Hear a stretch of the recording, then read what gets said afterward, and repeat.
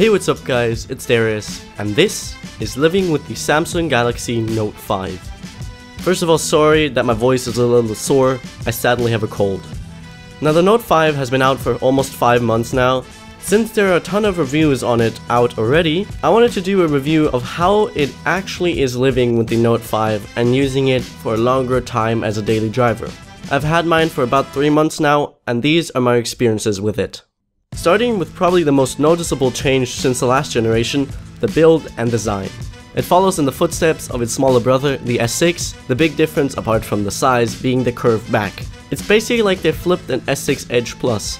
It feels awesome, really ergonomic, and it fits perfectly in the hand. I really hope that Samsung will implement that in future devices. Now since it's so large, it isn't really usable one-handedly, but that's expected when you get a Note. I mean, it works for basic stuff, but I can definitely not reach the top of the screen with one hand, but my hands are also rather small. Apart from that, it is basically identical to the S6's gorgeous design, and it feels very luxurious. Same sensors and front-facing camera above the screen, below it the capacitive buttons and the home button in the middle, which also doubles as a fingerprint sensor and works very well and quick. It's very accurate and works almost every time on the first try. Sometimes it takes another one, but very rarely more than 2 tries. On the side we find the awesome Clicky buttons, and I really like their position. The power button is easily accessible with one hand, and the volume buttons are high enough so I don't press them on accident all the time, but not too high for me to reach them.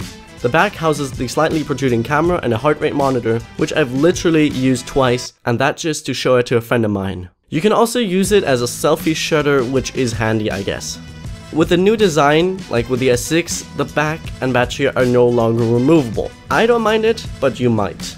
The top is home to the SIM slot and a mic. Sadly, no micro SD card slot. I feel like they could have easily made the SIM slot also hold a micro SD card, like with the Huawei Mate S. I can live without it, but it'd be nice to have one. For some unexplainable reason, they removed the IR blaster, which I really don't understand. I mean, there was no point to remove it. On the bottom there's a headphone jack, a charging port, and a decent speaker, but the positioning isn't optimal, because it's easily covered up when holding it in landscape orientation. Next to it is what makes this a Note, the S Pen. It sits flush with the phone, and you can get it out with a click, which is awesome and can be really addicting. It is better than ever, but I talk more about the features of it later. Both the front and the back are covered in Gorilla Glass 4, so it's pretty durable, and luckily I barely have any visible scratches on it. Now it also has its downsides. It's fairly slippery, and like the S6, it is a huge fingerprint magnet. But I'm willing to accept all these drawbacks for this amazing design, which looks stunning, especially in gold.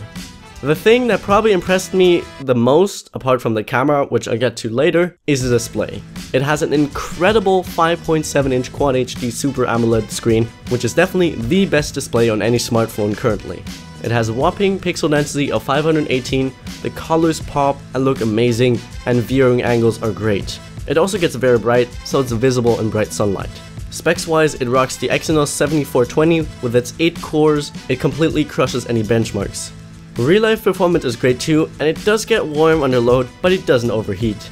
Paired with 4GB of RAM, TouchWiz runs very fluid. In fact, let's talk about the software. It runs a toned down version of TouchWiz on top of Android 5.1.1, but it is supposed to get Marshmallow soon. The OS is basically identical to the one on the S6, with of course some added Note and S Pen features. It runs super smoothly and performs really well since TouchWiz isn't so heavy anymore. It has a couple of pre-installed apps, but I mostly don't mind them since they're quite useful, like the Microsoft Office apps. And the ones I don't like, I can easily disable. Animations run smoothly. The only thing that's still bad is the briefing page, but it can also be disabled. I really like TouchWiz now with all its great features. There's a built-in theme engine, the home screen grid size is adjustable, and I really like the keyboard. There are some great multitasking features like split screen, which I actually use quite often, and floating windows, which can be useful. There's also Samsung Pay on board, and of course some Note exclusive features, like a long screenshot, which is awesome, and probably the best feature, being able to take out the S Pen when the screen is off and immediately start taking a note. Of course, there are still the usual S Pen features, which work great, like Action Memo, Smart Select, which is really useful, Screen Write, and you can add app shortcuts to Air Command. My favorite feature still is double tapping the home button to open the camera. It opens really quickly and you can launch the camera and take a picture within a second. The software is identical to the S6's, it's fairly simple but still very powerful. The auto mode does a really good job and it almost always just takes one try to get the shot right. But if you're more into photography, there's also a pro mode which lets you manually control almost everything, and you can even shoot in RAW. There are a couple of modes like live broadcasting, which is really cool, and you can also download more modes if you want to. The camera is a 16 megapixel shooter with an aperture of f1.9 and optical image stabilization. It is the same amazing camera as on the S6. I actually did camera comparison with the S6 and some other cameras. I'll have a link to it down below. It is one of, if not the best camera on any smartphone out there. It is super quick and focuses almost instantly. The images look amazing, the colors really pop, and there is some added sharpness, but it looks good. Dynamic range is good but not great. White balance was on point, and sometimes it overexposes slightly, but it's no big deal. Low light performance is decent or good, but it's not great. The images have a slight yellow tint when shooting indoors in low light, but it's not as bad as it sounds, and it's not all the time. It also shoots some stunning stabilized 4K video, although with a lack of expandable storage, and if you only have the 32GB model, you might want to stick to 1080p. There's also a 5 megapixel front-facing camera, which is especially good because of the wide angle. The major problem with the S6 was the battery life, and the Note series has always been famous for its big battery and amazing battery life. The Note 5's battery is smaller at 3000 mAh down from 3220 on the Note 4. Naturally, I was concerned about battery life. I don't know how the battery life on the Note 4 is, but on the Note 5 it's great. It lasted me through every but the absolute intensive days, with usually around 25% battery left after a normal day. After a heavy usage day, I ended with 5 to 10% left.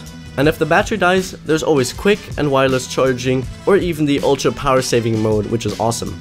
In fact, it even now comes with quick wireless charging, but that only works with the charger from Samsung.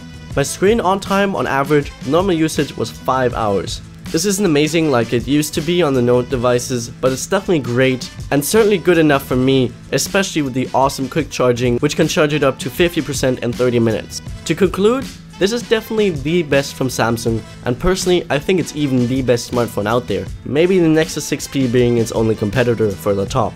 It has a gorgeous design with the best display and one of the best cameras on any smartphone. The specs and performance, even after 5 months, are still top notch, and battery life is great too. Nevertheless, it isn't perfect.